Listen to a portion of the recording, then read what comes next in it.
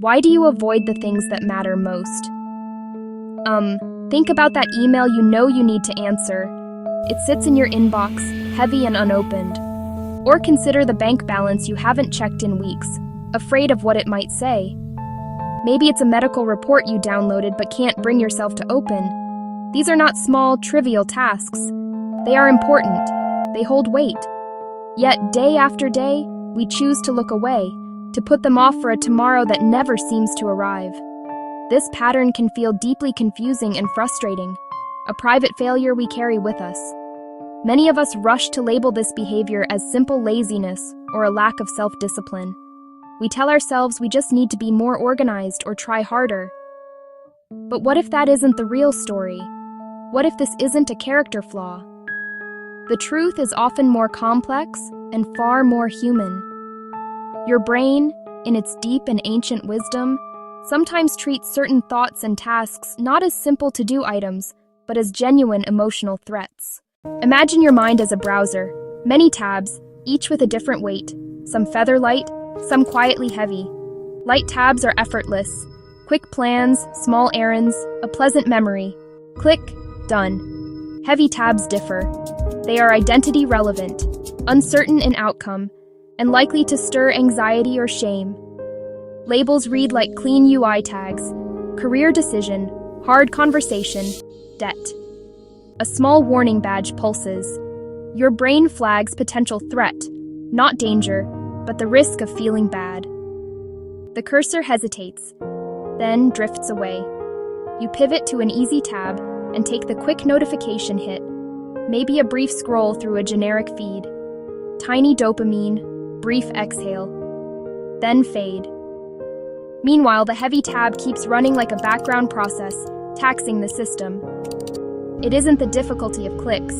It's anticipated feeling, predicted shame, anxiety, or loss, steering the cursor. Career, finances, relationships, one tab each. Low complexity, high stakes for how you'll feel. As avoidance repeats, the load persists. The whole system slows. Return to the heavy tab. Hover. What follows isn't about effort, it's about emotional threat, and that's where we're headed next. The brain predicts pain and chooses short-term mood repair. In the next chapter, we separate emotional threat from cognitive effort. When we put off a task, we often say we're too tired. But research reveals the decision to delay is driven less by cognitive effort and more by emotional threat. The real question isn't, how hard is this? But how bad will this make me feel? A task can be simple, like opening a letter, but emotionally loaded with potential bad news. We're avoiding the feeling, not the work. I'm too tired is often the body's protective shutdown, a short-term mood repair, not a long-term solution. At its core, avoidance is a powerful strategy for regulating our emotions. When a task stirs up difficult feelings, we can turn away. This offers an immediate reward. The bad feeling subsides, teaching the brain that avoidance is a quick fix for distress. This is what clinical psychologists call experiential avoidance, the attempt to control unpleasant thoughts and feelings by distracting ourselves. In a crisis, this can be a lifesaver. The problem arises when it becomes our default strategy. Then avoidance causes more suffering than it prevents. How do scientists know that avoidance is more about emotion than laziness? Researchers use large-scale surveys, controlled experiments, and detailed diary studies. Evidence shows procrastination is most prevalent for tasks tied to personal identity and self-worth. We delay health, finances, relationships, but not neutral chores like taking out the recycling. These areas are emotionally charged. In labs, induced negative mood increases procrastination on subsequent tasks, a causal link between emotional state and willingness to engage. Intervention studies reveal what helps. Time management workshops have limited effect. Emotion regulation interventions show greater success. People learning to notice, label, and sit with feelings via mindfulness and cognitive behavioral therapy procrastinate less. The core problem isn't a faulty calendar, but a fear of feeling. Avoidance delays medical screenings, doctor's visits, and adherence worsening health. In schools and workplaces, it's linked to lower performance, missed deadlines, higher stress, anxiety, and shame, which then fuels more avoidance. That shame becomes another emotion to avoid, creating a vicious cycle that's hard to break. The appeal of avoidance is its immediacy. The relief it offers happens right now. Check social media instead of the dreaded report. You get a small but palpable ah of relief. Your nervous system downshifts, tension eases. This feeling is real and reinforces avoidance. Your brain essentially takes out an emotional payday loan. You get comfort now, but the terms are terrible.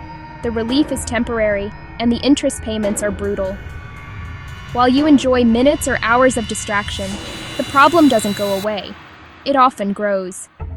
Time pressure rises. The unresolved issue escalates. The small, manageable task you avoided yesterday becomes a crisis next week. A mountain of rocks, not just one.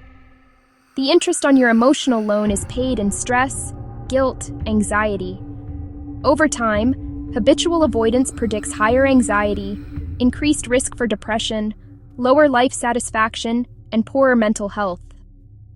The brain's quick fix for feeling bad now tragically becomes a primary driver for feeling worse later. A single act of avoidance is just that, a single act. But it rarely stays that way. Immediate relief is so rewarding. The brain quickly learns this trick for managing distress. Next time it encounters a similar trigger, a challenging task, an uncomfortable thought, it remembers. Remember last time? We did something else and the bad feeling went away. Let's do that again. With each repetition, the pathway gets stronger, faster, more automatic. What begins as a conscious choice becomes a subconscious habit, an avoidance loop.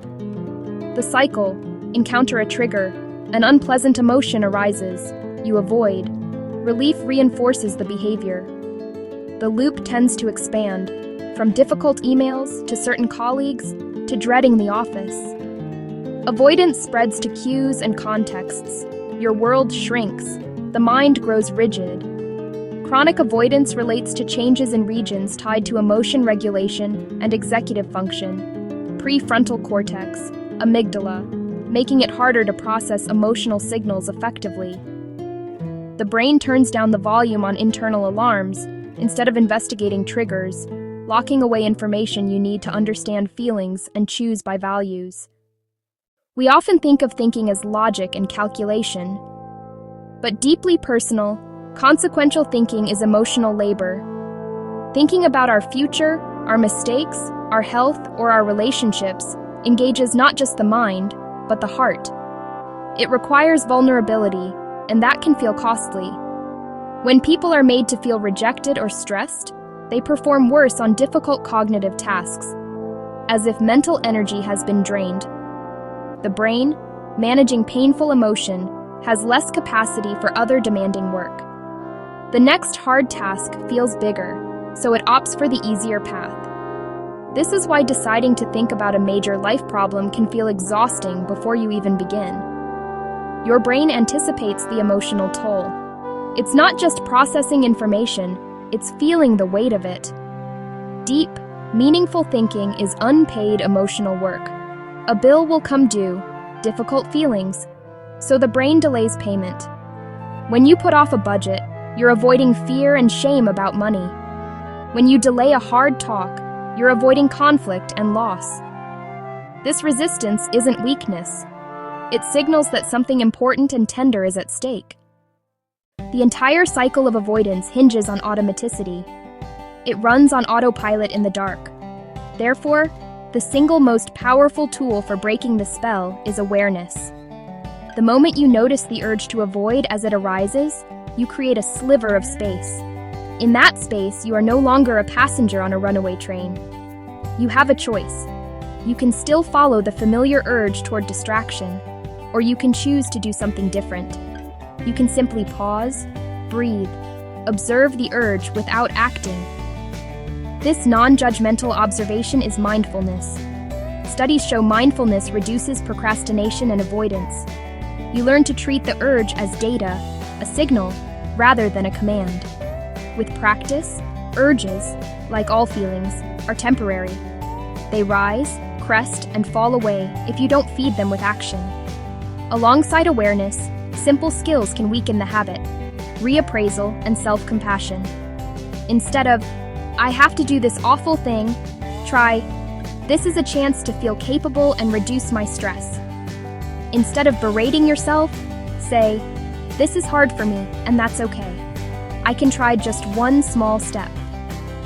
These shifts lower the emotional barrier to entry. Next time your brain says "not now," see it as a signal, not a sentence.